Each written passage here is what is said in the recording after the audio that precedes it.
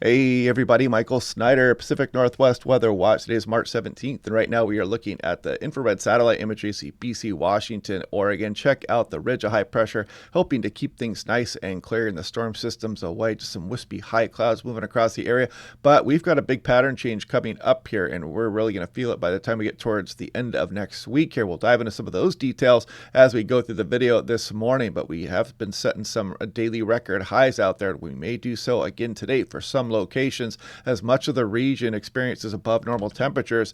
Taking a look at a shot I got a couple nights ago here, you can see some stars emerging, Mount Rainier here, and you can see the lenticular cloud that was churning on into the nighttime hours there, just to the southwest of the mountain there, as we had some northeast flow coming across, just strong enough to kick off that lenticular cloud. Looking at the record highs, look at SeaTac just destroying its old record. National Weather Service, Seattle, Olympia by 4 degrees, Bellingham by 5, Hoquiam by 8, and Quileute by an amazing 16 degrees, set back in 1988. Just absolutely busted that record down 80 degrees. That's what happens when we get some offshore flow all the way out to the coastal areas. We can really warm things up. And some of the high temperatures here coming up, you can see Spokane starting to get close to it. You may tie one as you go through tomorrow, and then Pullman, check it out, right near record highs, and you might break that here as we go through tomorrow, March 18th, and be close to it here. Lewiston not expected to break any of the record highs, but we're getting up close to that.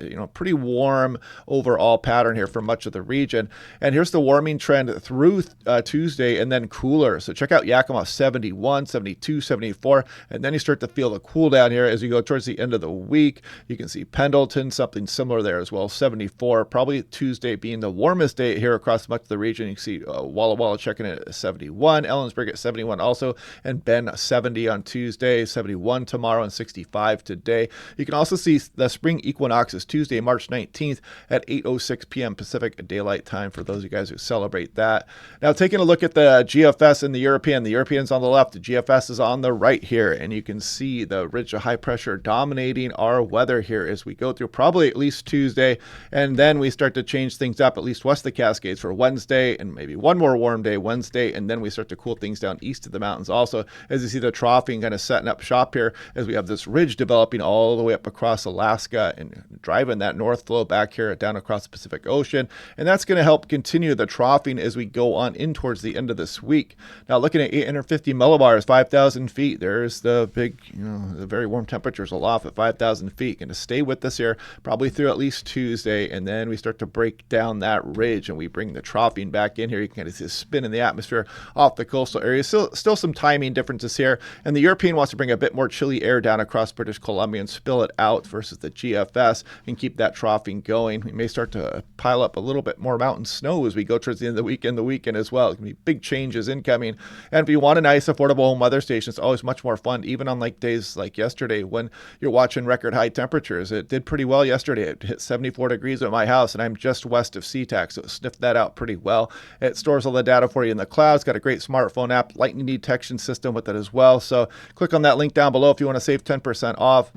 Look at the national blend of models. Check it out. Much of the region, again, quite warm. You can see approaching lower 70s, and Portland's going to warm up quite nicely today, as well as Western Washington. Get out and enjoy it. It is going to be quite warm, and we could approach some daily record highs again. And as we go on in through tomorrow, Monday, check it out. Still very warm across much of the region. Tuesday, one more warm day here. Look at, you're getting up to the upper 60s again. So enjoy these days, and by the time you get towards Wednesday, you'll see the cool down coming. Still pretty warm here, eastern Washington, Oregon, but then the cool down comes for the entire region by the time we go towards the weekend here upcoming. As you can see, Seattle back down to 55, something similar for Portland.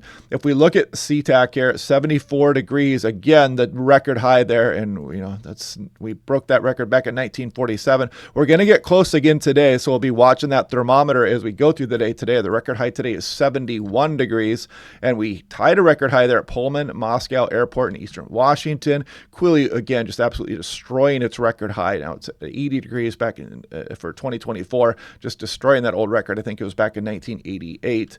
That's probably the end of the record highs, though. It's going to start to cool down a little bit here as we go. We're probably not going to hit 80 degrees there for Quileute again. And you can see Eugene, 73 degrees, tied the record high. Salem, 75, tied the record high. And Astoria of 75, that destroys the old record high that was set back in 1941 of 69 degrees. We can warm up pretty well in the coastal areas when we get this this offshore flow. Now, as we go on in through Monday morning, I just want to kind of show you a little bit of fog development showing up in some of the models here. As you can see, should burn off during the daytime. And then we go on into Tuesday morning, one more round of some morning fog, and then we start to bring the clouds back to the region as we get the troughing rolling in here and we get some systems back into the Pacific Northwest. Here's Seattle, Tacoma, 3 nice days incoming here. Enjoy it if you get the chance. And then you can see the big pattern change as we go towards the weekend especially. This is Quileute, 500 millibar heights, 18,000 feet, and this is 5,000 feet. And you can see it correlates with the temperature dropping off just above us here versus the heights at 18,000 feet. And this is what I'm showing here. You can see the big ridge dominating is, again, at 500 millibars. It keeps the systems out of here, rolling well off to our north. But as we go through the midweek period here, you can see the heights fall and the trough return as we go towards Wednesday afternoon. Now, looking at Spokane, you can see the nice warm temperatures as we go through Tuesday. Maybe one more decent day there Wednesday before we start our plunge back down into some below average temperatures, perhaps across much of the region. Here's Portland, 3 very warm days coming up here before the pattern change arrives. Now, looking at the GFS last night, so we keep the systems at bay as we go through. This is about Monday afternoon tomorrow. Here we go through Tuesday afternoon, a little bit of precip returns to the Rockies, but by the time we get towards Wednesday, we're going to start to feel the effects.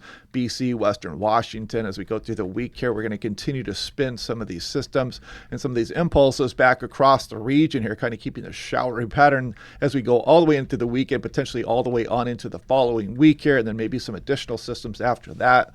We'll be breaking those down day by day, of course. Total snow in inches, national blended models. This paints a nice picture here. As you can see, we don't have anything by the time we go towards Monday afternoon, go to Tuesday afternoon, and not much going on here. And by Wednesday afternoon, a little bit of snow starts to pile up in the mountains. There's Thursday afternoon, there's Friday, Saturday, Sunday. So yeah, this would be beneficial here. Hopefully we can replenish some of that snowpack we're losing here in some of these warm days. Total precipitation in inches. I'm just going to kind of scroll through this pretty quick. But by the time we get towards Wednesday, you see it starting to return. And we're looking at some decent amounts here as we go through the extended forecast, especially for the Cascades, the coastal range here as well.